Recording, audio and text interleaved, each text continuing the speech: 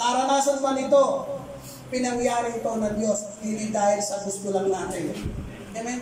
At kung meron mang hindi pinangyayari, hindi yung kalooban ng Diyos. Sa makatuwid, ito'y ikasisira lang yung buhay. Pinangyayari ito ng Diyos. We deserve nothing, we have received. Wala tayong karapatan. Wala po tayong karapatan na magmalaki. Wala tayong dapat na bilhin para tayo ay tumanggap. Everything we have in Jesus Christ has been given to us by the free grace of Almighty God. Lahat, napakapalad po natin eh. Sabihin mo nga sa iyong katabi, kapatid, napakapalad mo. Amen?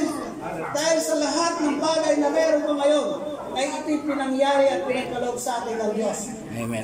Iba-iba ang sitwasyon ng ating buhay.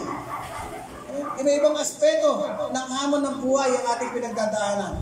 Pero saan ka? Nakatayo ka pa rin dyan. Sinisigaw ng papuri. Salamat sa Diyos. Dahil kapangyarihan ng Diyos ang kumikilos sa buhay ng bawat isa sa atin. Binigyan tayo ng kaloob ng Diyos without asking for a single thing in return. Kaya ano man ang kaloob na meron ka, gamitin mo ito sa ikararangan at ikabubuhay ng Diyos. Huwag mo ipagmaramot yung katangian mo. Yung lakas mo, huwag mo ipagmaramot sa Diyos. Kung ano man ang pinagkaloob sa iyo ng Diyos, lahat kayo may kaloob. Amen?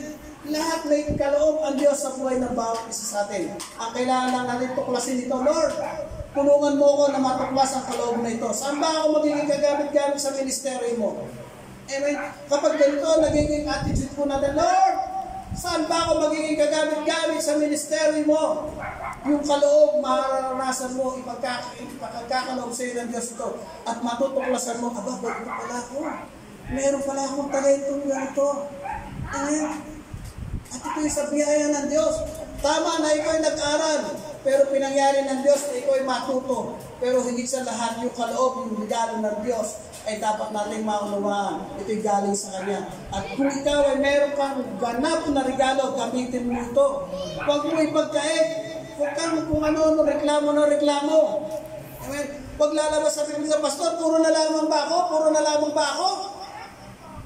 Wala na ba kayong ibang pwedeng tumayo? Wala na ba akong pwedeng utusan? Puro na ba ako gagawa nito?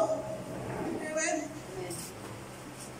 Kaya pinangyayari ng Diyos ito dahil ito'y kaloob sa iyo ng Diyos. Meron ka po nito.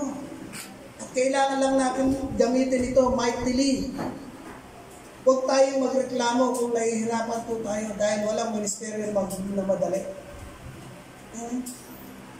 Walang paglilingkod na madali. Lahat may pagdadaanan. Pero tumingin po kayo sa akin, mga magulang, mga kapatid. Kung meron kang pinagdadaanan ng kapatid, meron Diyos na nakatunghay sa iyo. Meron Diyos na magpuprovide sa iyo. Meron Diyos na kikilos sa buhay mo. Meron Diyos na ahawak sa iyo. Meron Diyos na iiyong mag-iingat. Amen. Amen. Ito po yung panghawakan po natin. Kasi mahal po tayo ng Diyos. Huwag natin hayaan na yung buhay na ito ay mawalang saysay. Napakapalad po natin. Sa panahon po namin ngayon, itong last week na to, very hectic po talaga yung schedule ko eh. Nagkakantak po ako ng training sa Santa Maria. Nagkakantak po ako ng mga Bible study. At napakapalad po natin ang magulang mga kapatid. Bakit? Kasi pag nag-announce po ako sa church, sino pwedeng turuan ngayon na pwedeng gamitin ng Diyos ang kanyang buhay? Magpungo sa bahay ko at mag-aaral tayo ng salita ng Diyos. Alas 8 na gabi, may umakot sa bahay. Pastor, nandito lang po kami. Ready po kami paggamit ang aming buhay. Amen. Amen. Ito po yung biyaya ng Diyos. Ay po ako puyat na puyat. Tayo, Pastor, really tayo pa. Turuan ko siya. Na kung saan ito yung nais ng Diyos. Hinahayaan ng Diyos na mahayag ito sa ating buhay. Upang ano? Upang magkaroon tayo ng dakilang pagbabago sa ating buhay. Amen? Amen mo ba? Amen. Hindi naman tayo naghahanap ng mabilisang pagbabago. Unti-unti. Ang pagiging Kristiyano ay hindi isang iglap. Wow, born again ka na. Binago ka na totally. Totoo po yung, pero sa buhay pang araw-araw, mayroong battle tayong magdadaanan. At dito tayo itetest kung paano natin tatanggapin ang kapangyarihan ng Diyos sa ating mga buhay.